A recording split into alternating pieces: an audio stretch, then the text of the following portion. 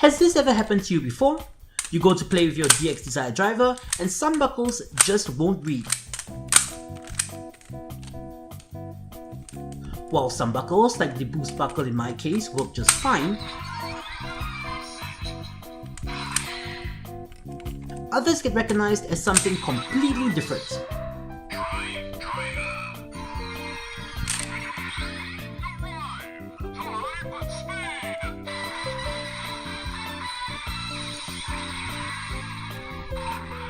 Well, if I got the solution for you. Other fans and YouTubers have correctly pinpointed the issue to these black switches and their contacts. In order to fix the problem, we're going to have to disassemble the driver starting with these 6 screws on the back. While some have tried using electric contact cleaner by dropping it in from the front, this solution has only been temporary. Today, we're going to go for a more drastic but permanent approach by cleaning the switches thoroughly from the inside. I've already fixed 2 of my Desire drivers with this method, and I'll show you how I did it on my 3rd. Do note that there is a risk of permanently damaging your driver, so only attempt this as a last resort and at your own risk. Once the cover is off, we'll set aside the latch and spring for the battery cover. We then remove these 4 screws on the affected side. Pull the cover off and we'll need to set aside the latch and spring for the revolve on mechanism.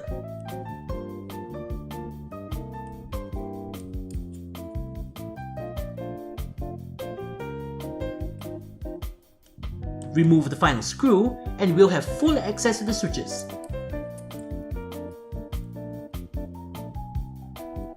The black switches are all secured by a metal frame. The frame is held on by 2 clips, one on each side of the housing. Using a knife, we simply unclip the metal frame from the side and remove both the frame and the switch.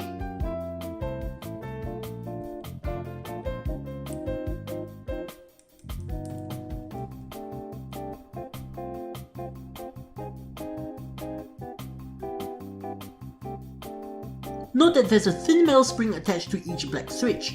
It is imperative that you don't bend them. They bridge the connection on the circuit board and tell the driver when the switch has been depressed. They're easy enough to fit back on if they come loose, but please do take note of their orientation and how they fit on the pegs.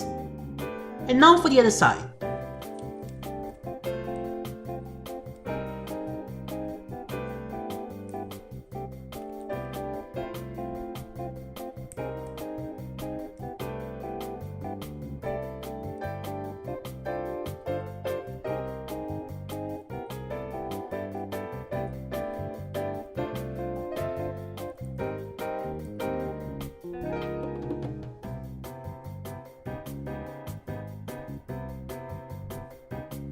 The last middle switch is the hardest part of this entire operation.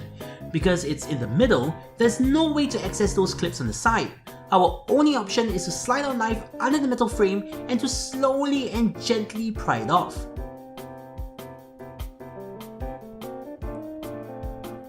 And I kinda messed up. A little bit of the plastic housing broke off, but it's not the end of the world as long as the switch can still be secured. Here's me fixing the other side of the driver and how it's supposed to go.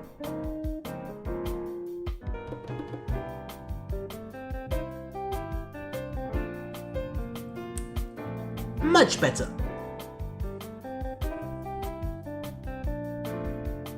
Now that the switches are out, we take some isopropyl alcohol and thoroughly clean the metal contacts. In most cases, you'll notice that there's a ton of grime inside.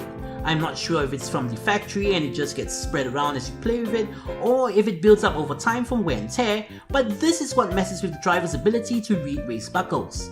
Once the cleaning is done, wait for it to dry. And all that's left to do is to replace the switches and various latches and screw everything back into place.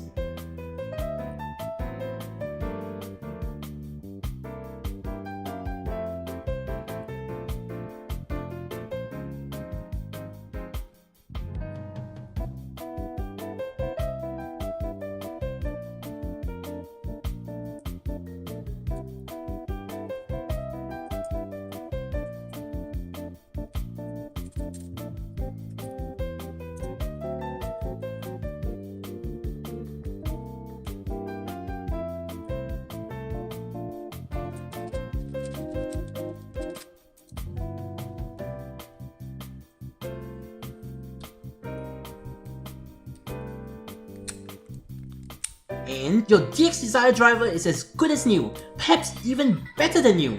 The 2 other drivers I've done this fix on are still working 100% perfectly 6 months later.